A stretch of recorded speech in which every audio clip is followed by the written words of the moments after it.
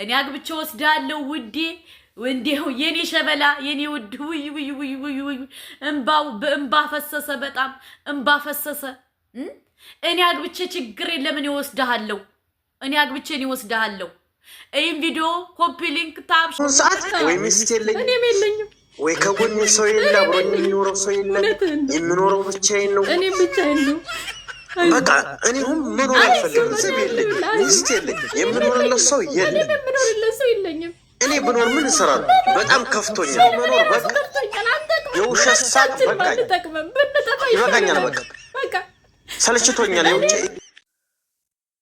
አሰላሙ አለይኩም ወራህመቱላህ ወበረካቱ ውድና የተከበራችሁ የቻናሌ ተከታታዮችና እንዲሁም ጓደኞቼ እንዴት ናችሁልኝ ደህና ናችሁ ወይ ሁሉ ሰላም ሁሉ መልካም ከኔ ጋር አልহামዱሊላህ በጣም ጠፍቻለሁ እንግዲህ ከባለፈው ቪዲዮ ከሰራሁላችሁ በኋላ ቪዲዮ አልሰራሁላችሁም ግን በጣም የተገረምኩትና በጣም ያዘንኩበት ነገር ቢኖር የብዙ ሰው ኮሜንት በጣም ያሳዝናል ወላሂ ወንድ ልጅ እንዴት ሴት አያለቅስም የሚል ኮሜንት ነው የሚበዛው ሴት ልጅ ማን ነው ካልቸገራት ካልተከፋይ ካላለች ሴት ልጅ ማን ነው ታለቅሳለ ይያሉ ወንድ ልጅም እኮ ከከፋው በጣም ኑሮ ከመረረው የማያለቅስበት ምንም ነገር የለም ይሄ ብዙ ሰው እኮ የኔ አይነት ችግረኛ እኮ በጣም ብዙ ሰው አለ ነገር ግን ማለት ነው ሁሉም ሰው በሆዱ አምቆት ያልተናገረው ነገር ቢኖር ችግር ነው ገብቷችኋል ብዙ ሰዎች ያሟረቱ ሰዎች አሉ ለምሳሌ አንዲት ልጅ የምትኖረው ካናዳ ነው በቲክቶክ እኔ አግብቼ ልውሰደው ከሀገር ላስወጣው ምናምን ብላ ቲክቶክ ላይ ቪዲዮ ሰርታለች ያቺ ልጅ ግን የራሷ የሆነ ትዳር አላት ልጅ አላት ቀልድ ማለት ነው የሰው ልጅ እኮ በሰው ህይወት ላይ እኮ አይቀልድም እኮ እንዴ እኔ እኮ ትክክለኛ ነገር ነው አይ ቪዲዮ ይሰራው ቢቻል ከጎን መቆም ነው እንጂ ያለው አሁን ያቺ የካናዳ ልጅ የሰራችውን ቪዲዮ ተመልከቱት አታልቅስ ወዴ አታልቅስ ችግር የለም እኔ አግብቼ ወስዳለሁ ውዴ ወንዴው የኔ ሸበላ የኔ ውድ ውይ እንባው በእንባ ፈሰሰ በጣም እንባ ፈሰሰ እኔ አግብቼ ችግር የለም እኔ ወስዳለሁ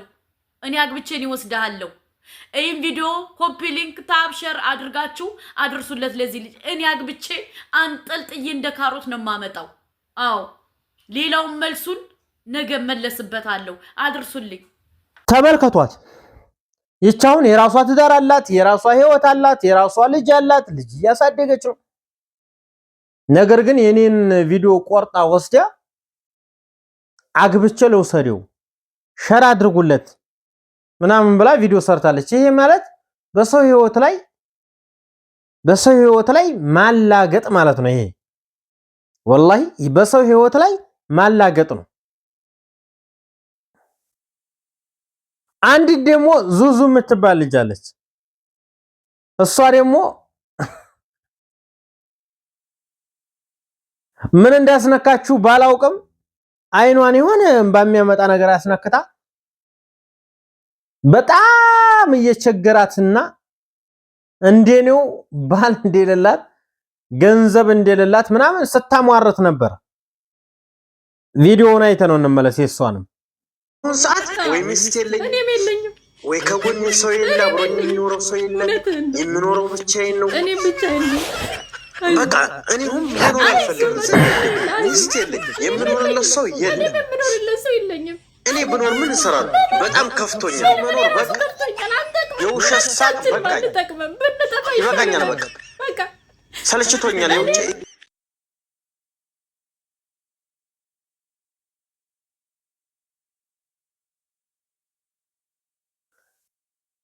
ይችን በጣም እየቀለደች ነው እንደምትዋት በኔ ሳይሆን በሷ ነው እየቀለደች ያለችው። ምናልባት ውጭ ሀገር ስለሆነች ስራ እየሰራች ስለሆነ ምናልባት ገንዘብ ሊኖራት ይችላል። ነገር ግን እስካሁን ትዳር የላትም። የሰው ልጅ ገንዘብ ቢሞላው ትዳር ከሌለው ከጎኑ ሰው የሚኖርለት ሰው ከሌለ ዜሮ ነው። እመኑኝ ዜሮ። ምንም ገንዘብ ያለ ፍቅር ባዶ ነው። ፍቅር ደግሞ ያለ ገንዘብ ባዶ ነው። ኦኬ እኔ የሰራሁላችሁ ግን ትክክለኛ በህይወቴ ላይ የደረሰብኝንና በጣም ህሊናዬን እየጎዳኝ ያለውን ነገር ነው የነገርኳችሁ። ግን ማንም ሰው የተረዳኝ ሰው የለም። ቲክቶክ ላይ የሰው ልጅ ሶሻል ሚዲያ ላይ ወጥቶ አያለቅስም እያለ ሲያሽቃብጡ ነበር። ቲክቶክ ላይ ኮሜንት ላይ ቢያንስ የሰውን ችግር እንኳን መረዳት ባንችል በመልካም ማስተሳሰብ በጥሩ ነገር እንኳን መመኘት ጥሩ ነው። መልካም ሆኖ ላይ ይወፍቅህ።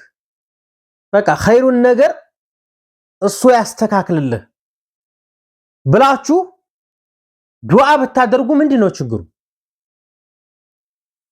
ችግሩ ምንድነው? ዱዓ ብንደራረግ ዱዓ ብታደርጉልኝ ችግሩ ምንድነው? ምንም ችግር እኮ የለውም። የሰው ልጅ መልካም ምኞቱን ለማሰብ ወይንም ዱዓ ለማድረግ ወይም መልካም ማሳሰብ የሰው ለቅሶ የራሱ ለቅሶ የሆነበት ሰው በጣም የሚያስደስተው ሰው መልካም ንግግር መናገር ኸይሩን ነገር አላህ ይወፍቅህ ወደ ጥሩ ነገር ፈጣሪ ይመልስህ ብሎ ዱዓ ማድረግ ትልቅነት ነው። ወላሂ አልዓዚም በጣም ትልቅነት ነው ከምነግራችሁ በላይ ማለት ነው። ከምነግራችሁ በላይ ነገር ግን ሰው በኮሜንት ተስፋ ነው የሚያስቆርጠው። በቃ ወደ መጥፎ ነገር እንድትሄዱ ያደርጋችኋል። ኸይር ነገር እንድታስቡ ያደርጋችሁ። እኔ ግን ዛሬም ነገም የራሴ የሆነ ሰው በተለይ መልካም ሷሊህ ቤተሰብ የምትወድ መልካም ሴት ባገኝ ለማግባት ዝግጁ ነኝ። ኦኬ ለማግባት ዝግጁ ነኝ ማለት በቃ ወደ ራሴ የምትመልሰኝና መልካም የሆነች ሴት በቃ ከመጥፎ ነገር የተቆጠበች ሴት ገንዘብ ይኑራት አይኑራት ምንም የሚመለከተኝ ነገር የለም። የሷ ገንዘብ አያስተዳድረኝም። ኦኬ እንደዛች አይነት ሴት ባገኝ የማግባት ፍላጎት አለኝ። ነገር ግን እነዚህ ሶሻል ሚዲያ ላይ እየወጡ በራሳቸው ኮንፊደንስ መስራት ሲያቀታቸው በሰው ህይወት ላይ ያላገጡ የሚሰሩ ሴቶች እንኳን አይደለም ለትዳር ለአዳር ራሱ እንደማይሆኑ ነው የምነግራችሁ።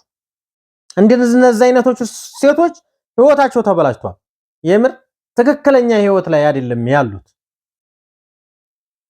እና ቪዲዮ ከሰራው በጣም ቆይቻለሁ። ቪዲዮውን ላይክ ሼር አድርጉልኝ፣ ሰብስክራይብም አድርጉት፣ ሼር አድርጉ። በተለይ ሼር ብታደርጉልኝ ደስ ይለኛል። ምክንያቱም ቪዲዮ ሰርቼ ስለማላቅ በጣም አካውንቴ ሙቷል ከምላችሁ ነገር በላይ አካውንቴ በጣም ተጎርቷል ሙቷል የምር። እና ላይክ ሼር አድርጉ። ካሁን በኋላ በየቀኑ አንዳንድ ቪዲዮ ለመስራት ዝግጁ ነኝ ኢንሻአላህ። ኸይር በጣም ወዳችኋለሁ። ሰላማችሁ ይብዛ ውድ ቤተሰቦቼ፣ ይመቻችሁ። ቀጣይ እንገናኛለን።